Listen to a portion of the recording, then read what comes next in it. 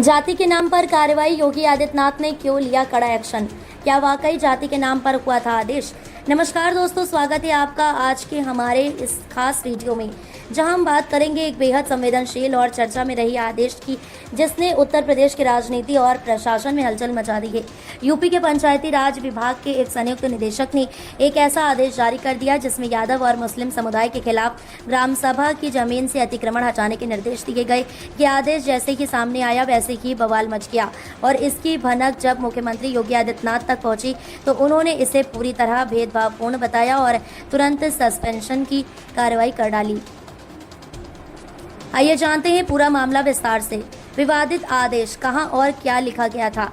ये पूरा विवाद तब शुरू हुआ जब पंचायती राज विभाग के संयुक्त निदेशक SN सिंह द्वारा जारी एक पत्र सामने आया। इस पत्र में ग्राम सभा की भूमि पर अवैध कब्जे हटाने की कार्रवाई के लिए विशेष रूप से यादव और मुस्लिम समुदाय का जिक्र किया गया, यानी कार्रवाई को सीधे तौर पर जाति और धर्म से जोड़ा गया था। आदेश में ये कहा गया कि इन समुदायों द्वारा कब्जाई गई जमीनों को खाली कराया जाए। इस तरह के निर्देश ने न सिर्फ प्रशासन की निष्पक्षता पर सवाल उठाए बल्कि सामाजिक समरसता को भी चोट पहुंचाई। इसके बाद विपक्षी पार्टियों ने इस आदेश को लेकर सरकार पर हमला बोलना शुरू कर दिया।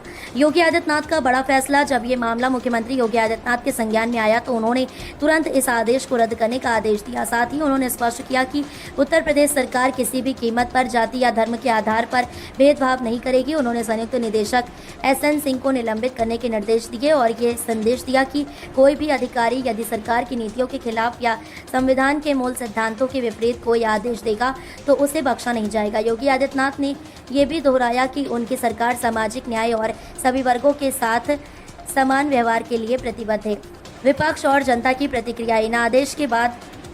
इस आदेश के बाद विपक्षी दलों ने सरकार की मंशा पर सवाल उठाने शुरू कर दिए थे, लेकिन मुख्यमंत्री के तेज और निष्पक्ष फैसले के बाद विपक्ष की भी बोलती बंद हो गई। जनता के बीच भी इस फैसले को लेकर काफी सकारात्मक प्रतिक्रिया देखने को मिली है। सोशल मीडिया पर कई यूजर्स ने योगी सरकार की नीतियों की सराहना की है कि उन्होंने समय रहते हस्तक्षेप किया और इस तरह के भेदभावपूर्ण आदेश को तुरंत रद्द कर दिया। साथ ही ये संदेश भी साफ हो गया कि राज्य में प्रशासनिक अधिकारियों को भी संविधान की सीमाओं में रहकर ही काम करना होगा। क्या ये था एक अकेला मामला? इस पूरे घटनाक्रम ने एक बार फिर ये सोचने पर मजबूर कर दिया है कि क्या प्रशासन में कुछ अधिकारी अपने पद का गलत इस्तेमाल कर रहे हैं। हालांकि योगी सरकार की ओर से लिया गया तेज फैसला बताता है कि ऐसे तत्वों के लिए राज्य में कोई जगह नहीं है। ये मामला आने वाले समय में एक मिसाल बन सकता है कि सरकार केवल नीतियों तक सीमित नहीं रहती बल्कि उनके सही क्रियान्वयन को भी सुनिश्चित करती है। क्या आपको लगता है कि ऐसे अधिकारियों पर और सख्त कार्रवाई होनी चाहिए? कमेंट में ज़रूर बताएं और ऐसे ही अपडेट्स के लिए चैनल को सब्सक्राइब करना ना भूलें। धन्यवाद।